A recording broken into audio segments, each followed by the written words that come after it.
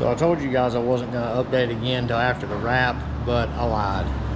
There's been some things come up we've had to take care of, and I thought I'd go through them. And today I'm actually going to test the fuel pressure on it and get the regulator set, maybe off the priming pump if we can do that, and maybe even test fire the thing. We'll see how it goes. But first thing I want to show you that we've had to do is remake the steering arms here that go on the bottom of the struts. Now these are what come with it. They're 1/4 inch steel. I opted for the steel ones because I trust them a little bit better than the aluminum. But the steering rack we have, we're out of thread. We can't run it in anymore. So rather than try to figure out the rack situation about getting another one or something, Joey redrew these and offset this hole 1/2 inch almost this way. So that will allow us to run these threads out 1/2 inch without changing our position. Once we do, then we can have adjustability to pull it in just that little bit of extra that we need it to get it lined up. So pretty easy fix. I've sent Ethan the laser cutting to pick these up along with a bunch of other stuff we got down there. So hopefully get these to powder coating and get them back this week and back on the car. So the guy I'm having to wrap the car, he forgot it was Memorial Day weekend, and his helper, I guess, is going to be gone, so he rescheduled to Friday the 3rd of June is when it'll be wrapped. This is the new date. So it gives us time to take care of some more stuff. We got the clutch bled as well, and everything is working accordingly there. The brakes is bled. Funny story about the clutch. We was bleeding the clutch, getting the air bubbles out, and a black snap ring fell out. And obviously you can't see where it come from, but I assumed it was a master cylinder. So we kept bleeding the clutch, got it bled. Said we got to take this thing out and see where the snap ring come out at. So started taking it out, and the piston nearly fell completely out of the thing. Started dumping fluid everywhere. It was a funny sight, but we got it back together, got the snap ring in there like it's supposed to, and everything's good to go. Got the wing and the Lexan, all this is taken off the car. We've been painting the little parts of the wing black that were just mocked up on there before. Got our billet portholes in the Lexan here. I haven't showed these. These are from Maven. They're awesome. And I'll show you all these details when we get all this stuff peeled off, when it's, you know, the thing's finally done. But we did get those in, and those look awesome. We got the window frame kind of in place here. Went ahead and drilled the holes because wanted to have all that done before the wrap goes in. We ain't drilled these holes because we don't think those will be a big deal as far as to drill them, and I kind of want to wait to the very last minute to do that. But everything's pretty much ready. Besides that, we did get the correct output speed sensor from TIC. This is their Hall effect sensor that replaces the factory VR sensor. So that Josh Manning is helping them assemble those sensors, and he brought one by and we popped it in. So should be good to go there as far as our drive shaft speed. I think that's about it. So we're gonna see if this thing will prime up and see what kind of fuel pressure we can get with our priming pump, and maybe set the regulator before we try to fire this thing up.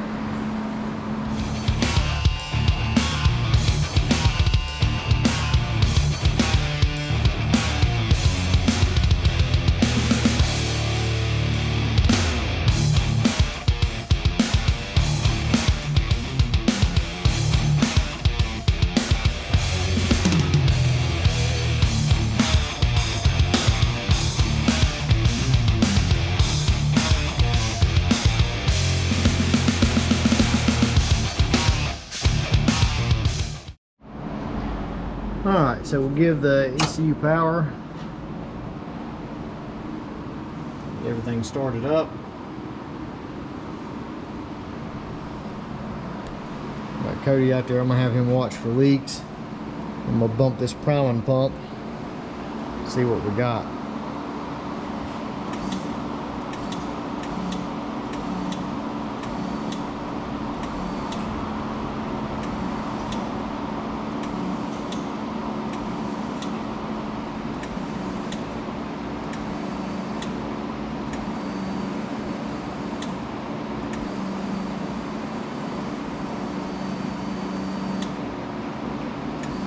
See anything?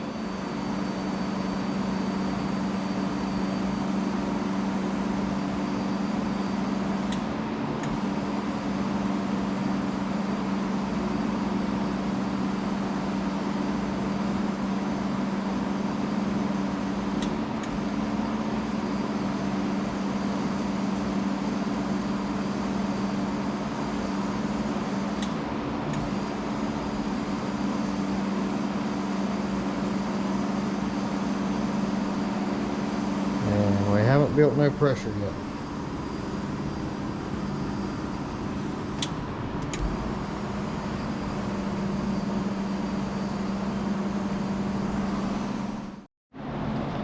All right, we had to put some more fuel in it, but now it's pretty much cycled through the whole system.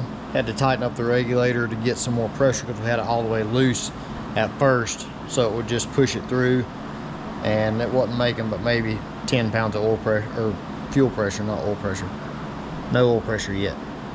So now let's see what we got. Watch it for leaks now because it'll have some pressure on it.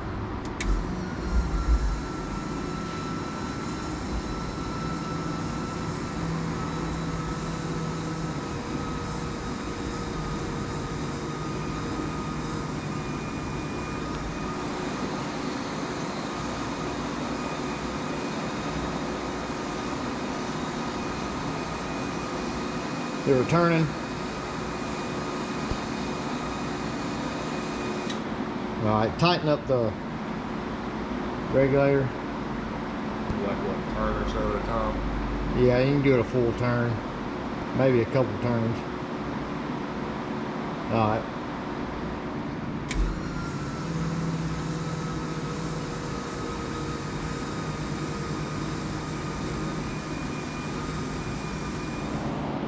So minor technical difficulty, we had one leak. The bottom of the sensor for the fuel pressure.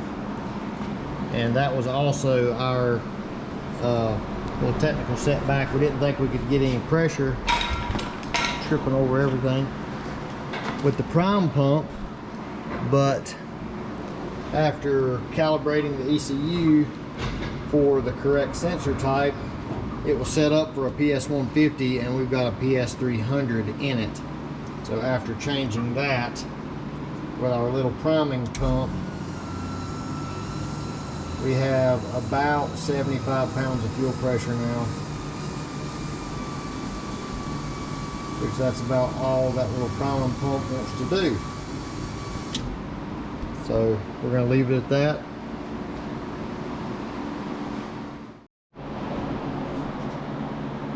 Alright guys, moment of truth. We're going to see if this thing will fire up.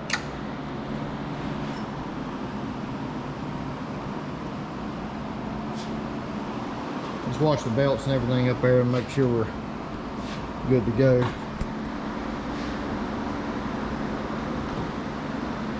Ready? Ready's on good.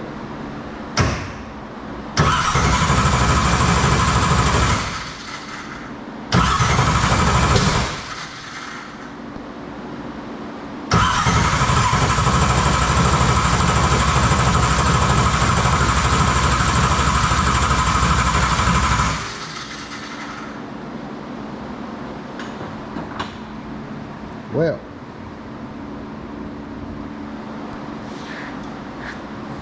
see if it needs a little air persuasion here.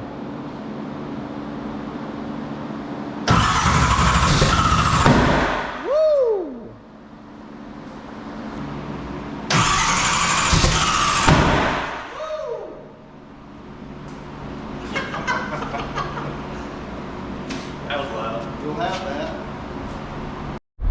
Does the cam and crank know what each other are doing? I don't think so.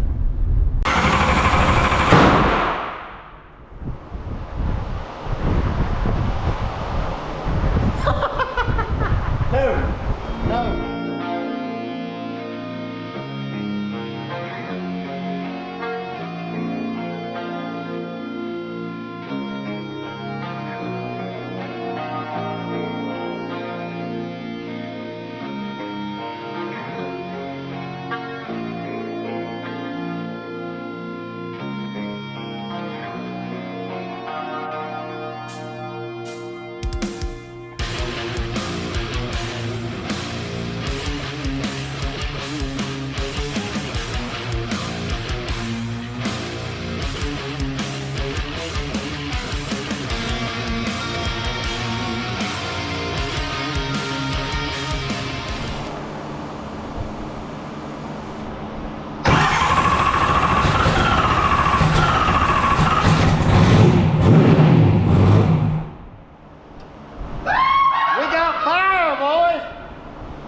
No boom boom.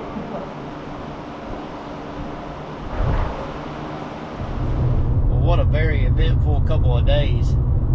It's super exciting to get the car fired up, but it's also super nerve-wracking because even the simplest things that don't go right, that cause super big explosions to come out of the pipe, just make you about afraid to touch anything.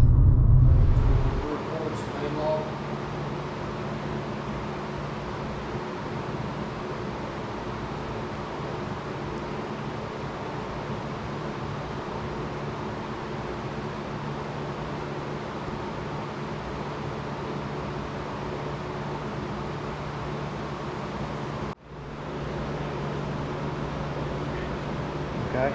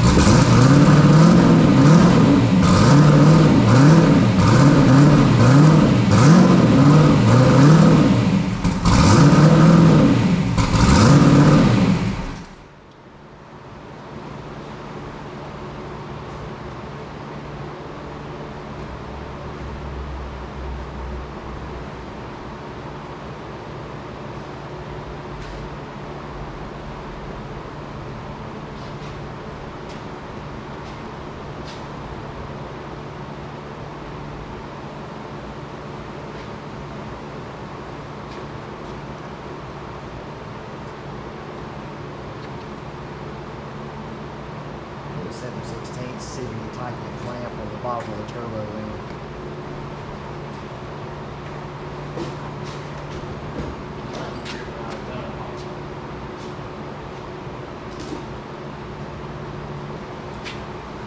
Yeah, I mean, I can knock it off a little bit.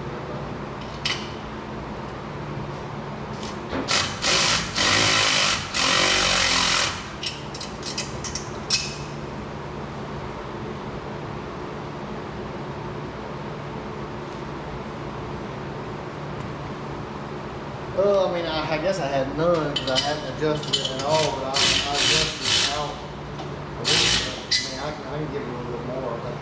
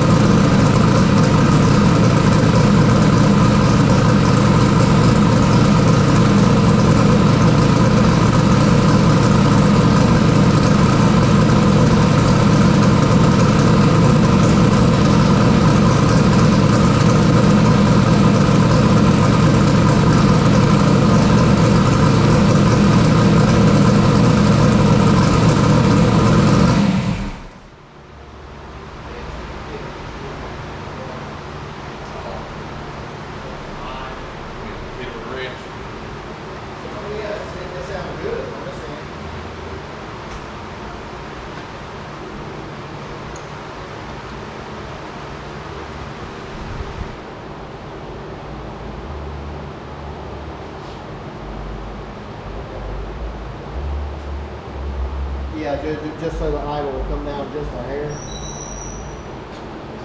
God.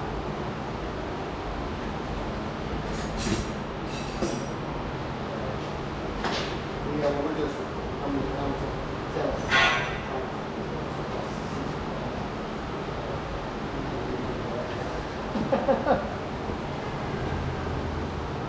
Yeah, I mean, all that stuff good. I was just making sure there wasn't any leaks or anything like that.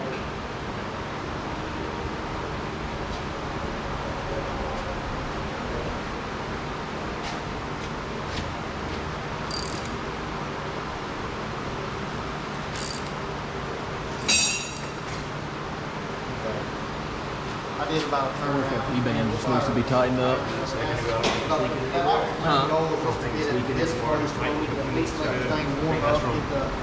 The first tire opening video.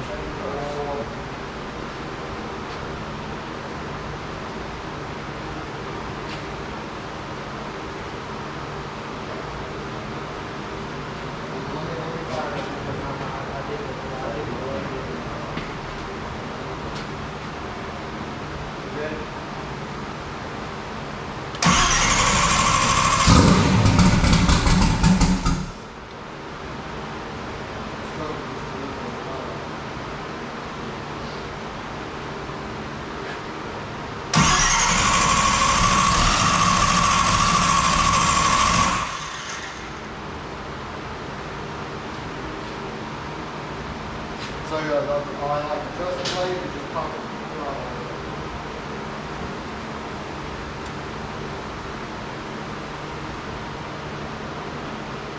Yeah, I do. Yeah, I mean, I can find it. All the other times I'm not used to it.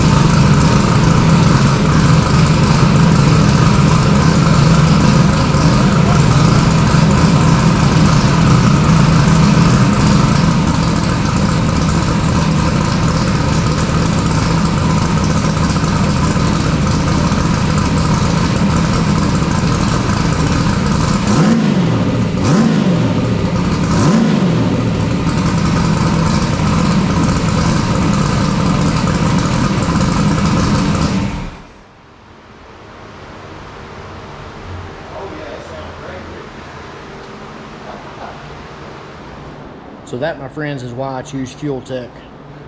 I was able to get on the phone with Luis, and he's you know, the guy I've always talked to at Fuel Tech for all these years, and he got on remote tuning with me, and we got the car idling.